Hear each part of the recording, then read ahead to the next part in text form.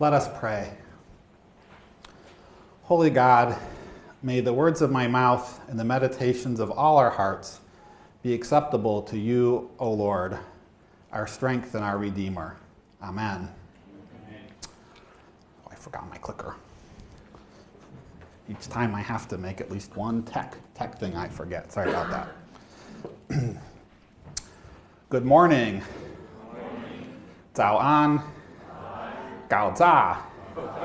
People only laugh when I say the Taiwanese good morning. I don't know why that is. So this morning, the passage is about seeds and about growth. And a lot of my friends are gardeners, and I always envy them because I'm the one that's like terrible with plants. Like we have this tradition in our family. We go to the Da'an flower market every few years and buy a lot of the little plants. And sometimes we repot them, and I pay attention to them for 3 months or 6 months or 9 months. Sometimes we go away for a summer or something happens, and then all of my plants are dead. And so we have to start over again. So I think if Jesus told a parable about me, it would be called the parable of the lazy gardener, or it might be the parable of the seed that was neither watered nor fertilized. So even for us, there are exceptions. Like we have one of those plants called, I heard in English they're called ZZ plant. They're the ones that kind of sprout up and you cut them off. And those ones, you can forget about them for months and they still live. So that would be a different parable. But today's passage is an interesting one because it's part of this series of parables. Like a parable is a story that illustrates a lesson, right? It's a simple story to teach people about faith or to make a point about something. And in this section in Matthew 13, there are 8 different parables that are told. The first 3 are all about plants. There's the parable of the sower, which is this week's. There's a parable of the tares or weeds, which I'm preaching on next week. Probably the most famous one is the parable of the mustard seed, about the little tiny seed that becomes one of the biggest trees. And there are also parables about leaven, hidden treasure, the pearl, drawing in the net, and also a parable of the scribe. And then when Jesus talks about these, he's using these as examples, but really he's talking about the kingdom of heaven, God's community, the way that we're drawn together on this world and in the world to come. And just like with children, we often use the same approach. Like with children, sometimes with my kids, I have to tell them about something. I have to tell them 5 or 6 different ways before they get it. My son Sam struggles in math, and it's the same thing with math. Often he has to hear it from 3 different people before it really gets in. So I think the parables are like that also, that they all talk about God's kingdom and they all talk about growth in different ways.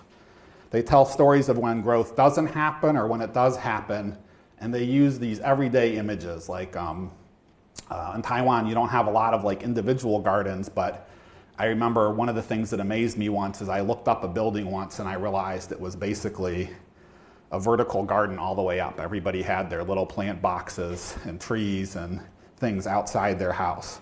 So that's the image that Jesus is giving for us in today's lesson, is this image of seeds.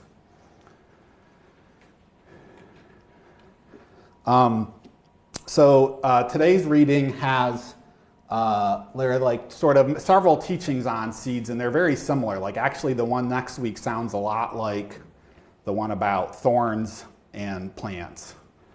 But the next week's one is about tares, is about a plant that looks like wheat and really isn't a wheat.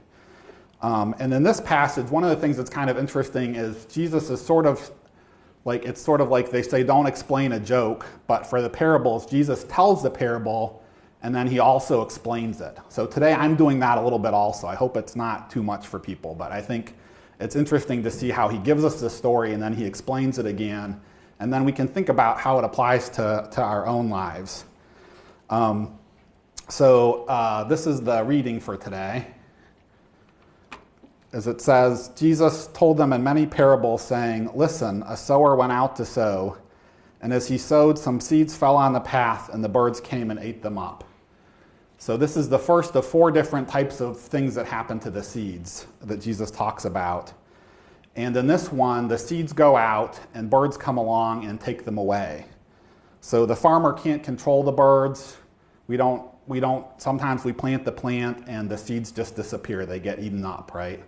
I have friends who have this with their own gardens. They had 5 tomatoes yesterday, but when they wake up in the morning, the squirrels or the deer, the birds have come and eaten the tomatoes.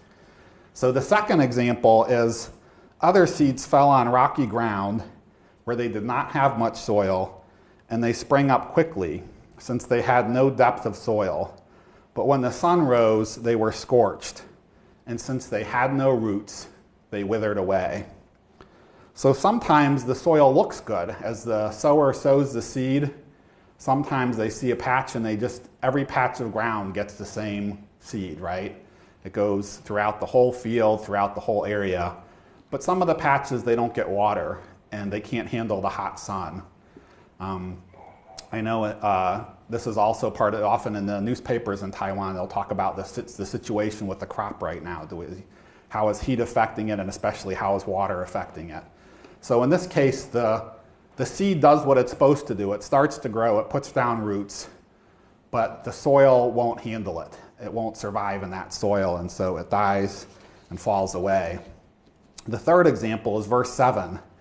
Other seeds fell among the thorns, and the thorns grew up and choked them. So in this case, the seeds begin their growth, but they're in an environment where there's something else hostile. The weeds come along, the thorns come along and choke them out. So I think you can imagine that this also happens with us as people sometimes, that you go out and you expect that the plant will grow well, but there's another aspect of the environment that hurts it.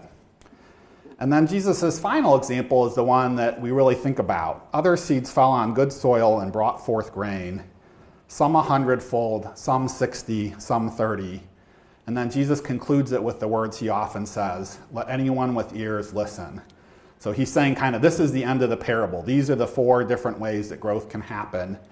But all that you have to have in order to have a good harvest is for some of that seed to fall on good soil, to not be taken away by the birds or the thorns, and it will grow 30-fold, it will grow 100-fold.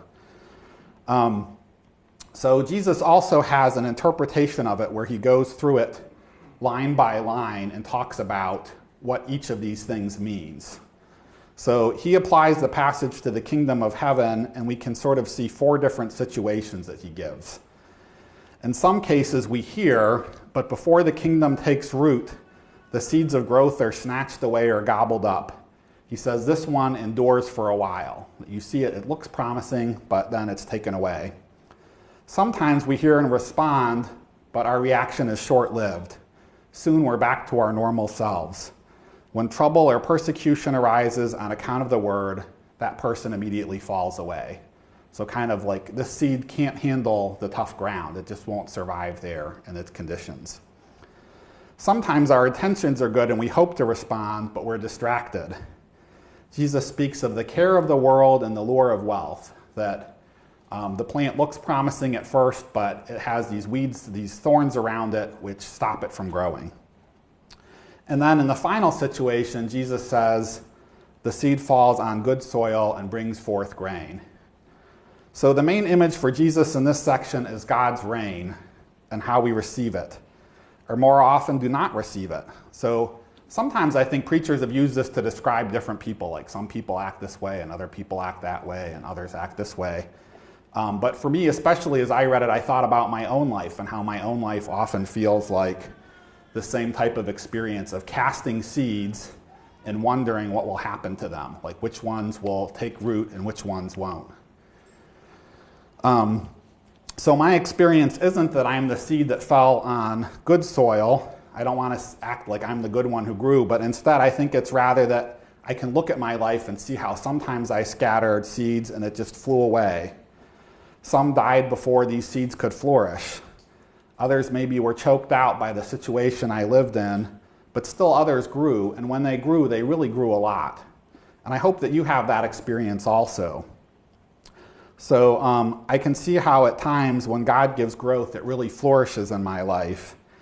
And as I was looking at the reading today, I came up with kind of 3 rules. And this is my own take on things, so you don't have to agree with me. You might have other lessons that you take out of this passage.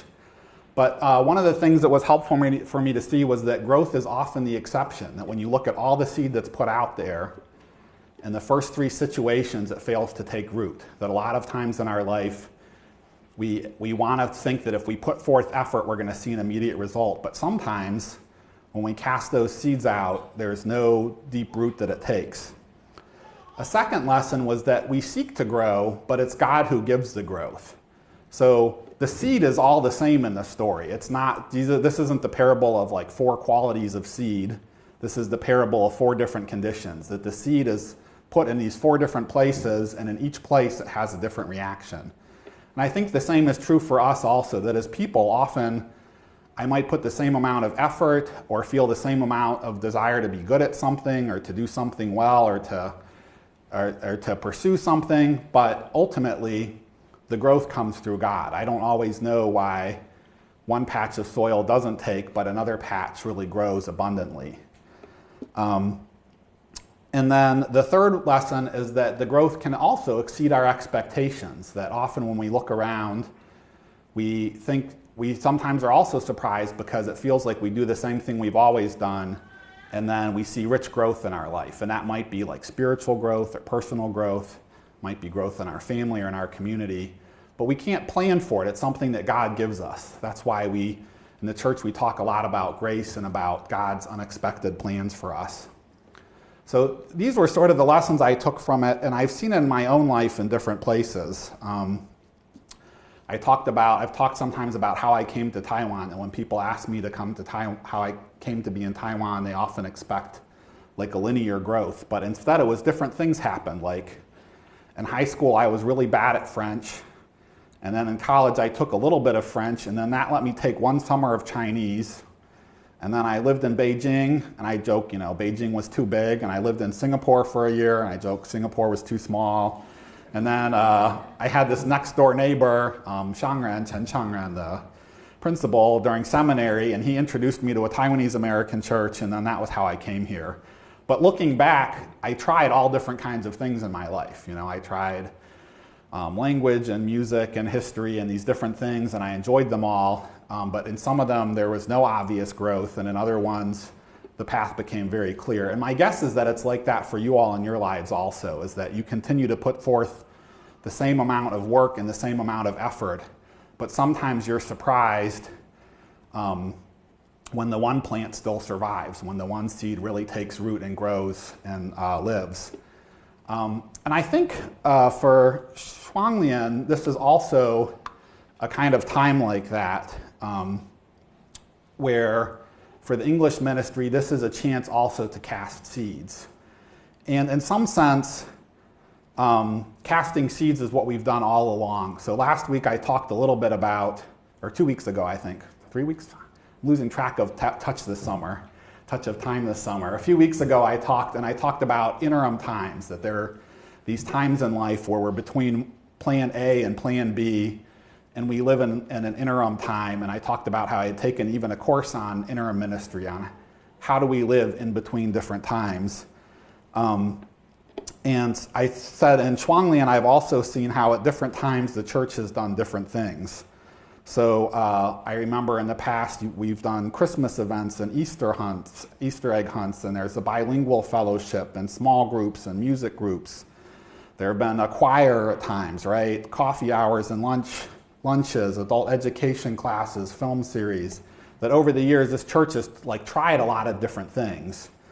And my guess is that right now it will feel like that also, is that we'll continue to try different things as a group, that each of you have seeds that you cast, and we'll see how they develop. And I think one of the things I didn't realize is that the Bible is full of images of planting and harvesting.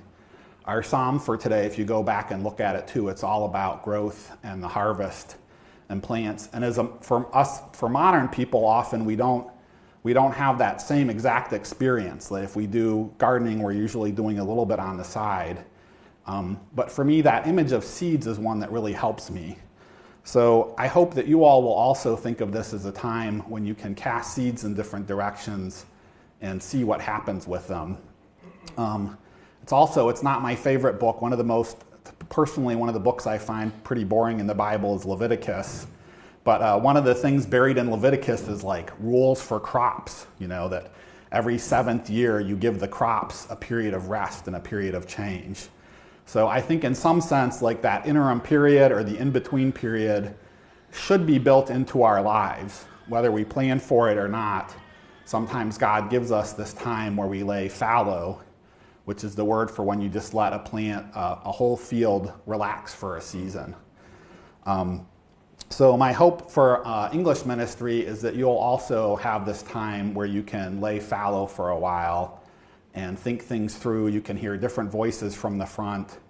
You can evaluate how you've come through these 2 pastorates, and you can think about the direction you want to go in the future.